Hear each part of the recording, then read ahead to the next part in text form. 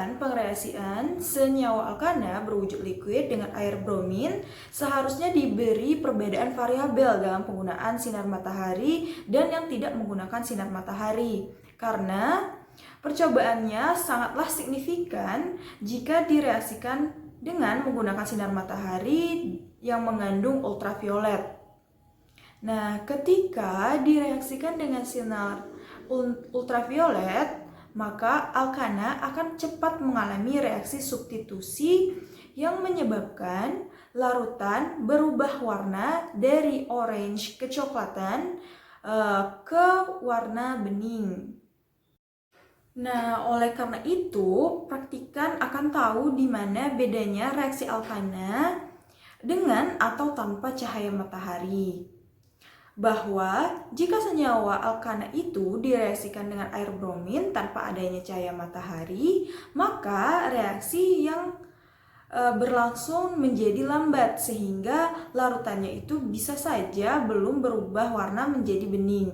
Nah, upaya perbaikan yang saya sarankan pada percobaan ini adalah yaitu harus dilakukan dengan membuat 2 kali perbedaan perlakuan, yaitu dengan reaksi alkana menggunakan cahaya matahari dan tanpa cahaya matahari, sehingga praktikan dapat membandingkan hasil reaksinya.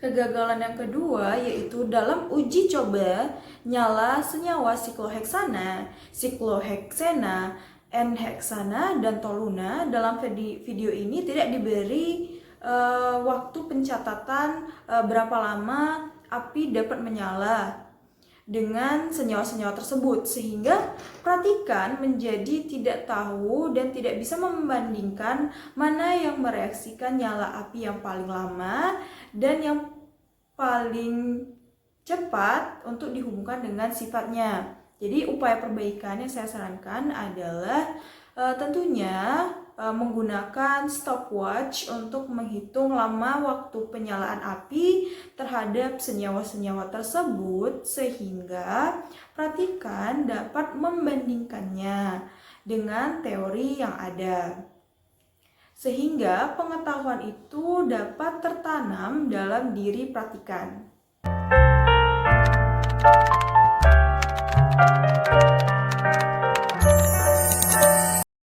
Dari video yang sudah saya amati bahwa perbedaan yang terdapat dalam hasil reaksi antara alkana dan alkena adalah sebagai berikut. Yang pertama yaitu jika direaksikan dengan air bromin, pada alkena dapat bereaksi dengan air bromin tanpa menggunakan sinar ultraviolet dari sinar matahari. Nah, reaksi yang terjadi adalah perubahan wujud larutan yang semulanya dari berwarna coklat berubah menjadi berwarna bening. Hal ini menunjukkan bahwa air bromin dapat bereaksi cepat dengan alkena karena alkena merupakan senyawa tak jenuh yang artinya memiliki ikatan rangkap.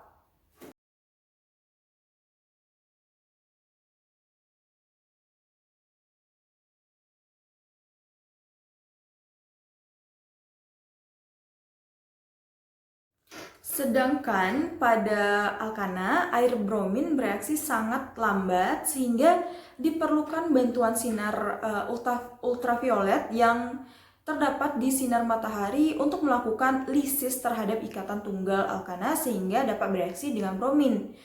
Di dalam video yang sudah diamati bahwa tidak tampak digunakannya sinar matahari dalam reaksi terhadap alkana, sehingga hasilnya alkana tidak dapat membentuk larutan bening dan menghilangkan warna orange pada larutan. Artinya reaksi belum berjalan.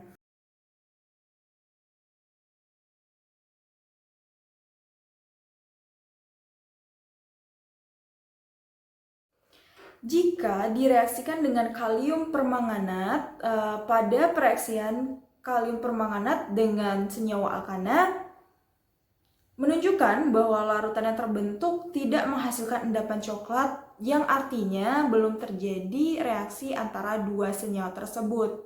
Karena pada dasarnya oksida terkuat seperti kalium permanganat akan sangat susah dan lambat bereaksi dengan senyawa jenuh.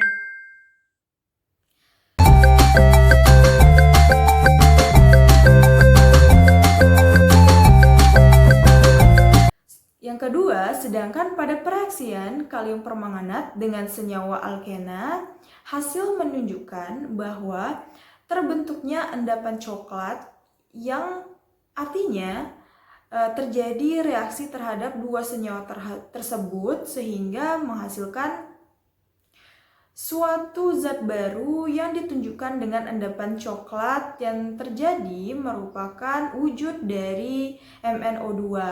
Hal ini menunjukkan bahwa oksida terkuat kalium permanganat mudah bereaksi dengan senyawa tak jenuh.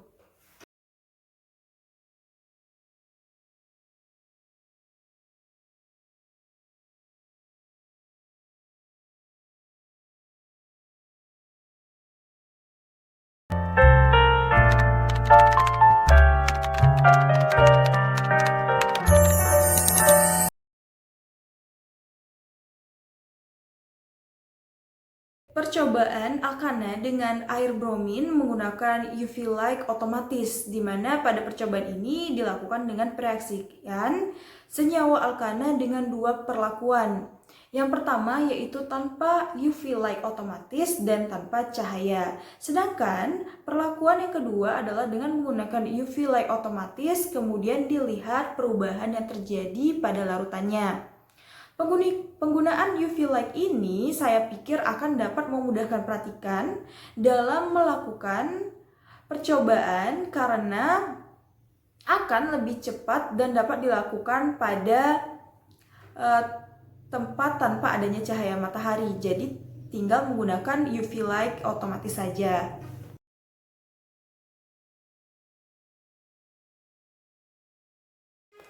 Nah, inovasi kedua yang bisa saya lakukan terhadap percobaan yaitu dengan reaksi hidrasi alkena, di mana di percobaan ini dilakukan dengan cara mereaksikan alkena dengan air menggunakan katalis H2SO4 dalam suhu 200 derajat Celcius. Tujuan dari percobaan ini adalah untuk mengidentifikasi produk yang dihasilkan dalam percobaan ini, karena dalam reaksi ini akan menghasilkan suatu alkohol. Maka dari itu, perlu ditambahkan prosedur pengidentifikasian alkohol dengan cara mencelupkan kapas ke dalam cairan hasil reaksi dan dilakukan pembakaran dengan api. Jika api menyambar dengan cepat, berarti benar bahwa reaksi hidrasi alkena ini berhasil menghasilkan alkohol.